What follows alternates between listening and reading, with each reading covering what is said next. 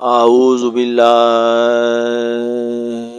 من الشیطان الرجیم بسم اللہ الرحمن الرحیم۔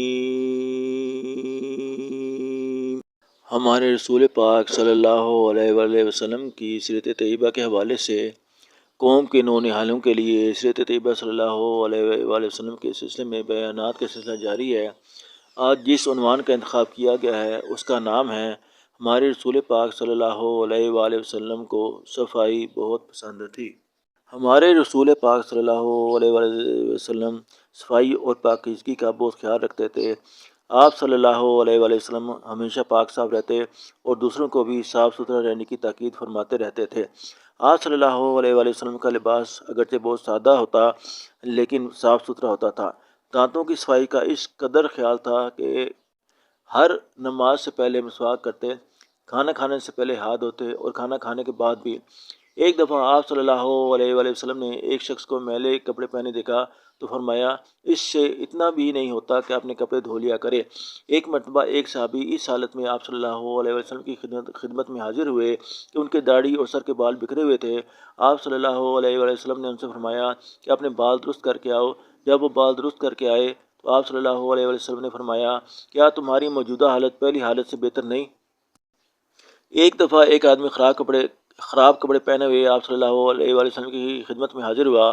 آپ صلی اللہ علیہ وآلہ وسلم نے اس سے پوچھا تمہاری مالی حالت کیسی ہے؟ اس نے کہا اللہ کا دیا بہت کچھ ہے۔ آپ صلی اللہ علیہ وآلہ وسلم نے فرمایا تو پھر اللہ کا شکر کیوں نہیں ادا کرتا؟ آپ صلی اللہ علیہ وسلم کا مطلب یہ تھا کہ اپنی حیثیت کے مطابق صاف ستھرا لباس کیوں نہیں پہنتا۔ رسول پاک صلی اللہ علیہ وآلہ وسلم مسجد کی صفائی کا بھی بہت خیال رکھتے تھے۔ اگر کبھی مسجد کی دیواروں پر تھوک کے دھبے دیکھتے تو بہت ناراض ہوتے اور ان دھبوں کو خود چھڑی کی نوک سے کھرچ کر مٹاتے تھے۔ مسجد میں کوئی خوشبو جلاتا تو آپ صلی اللہ علیہ وسلم بہت خوش ہوتے۔ آپ صلی اللہ علیہ وآلہ وسلم صحابہ رضی اللہ عنہم کو یہ نصیحت کرتے رہتے تھے کہ مسجد میں لہسن اور پیاز کھا کر نہ آیا کریں کیونکہ ان سے بدبو پھیلتی ہے۔ جمعہ کے دن آپ صلی اللہ علیہ وسلم نہا کر اور کپڑے بدل کر مسجد میں آنے کی تاکید فرماتے۔ آپ صلی اللہ علیہ وآلہ وسلم راستوں کی صفائی پر بھی بہت زور دیا کرتے تھے۔ اگر راستے میں کوئی جھاڑی پتھر یا کوئی اور رکاوٹ ڈالنے والی چیز پڑی ہوتی تو آپ صلی اللہ علیہ وسلم خود اس کو وہاں سے ہٹا دیتے۔ جو شخص راستے میں گندگی پھیلاتا، پیشاب پخانہ کرتا، آپ صلی اللہ علیہ وسلم اس سے بہت ناراض ہوتے اور فرماتے کہ راستے میں گندگی پھیلانے والے سے اللہ ناراض ہوتا ہے۔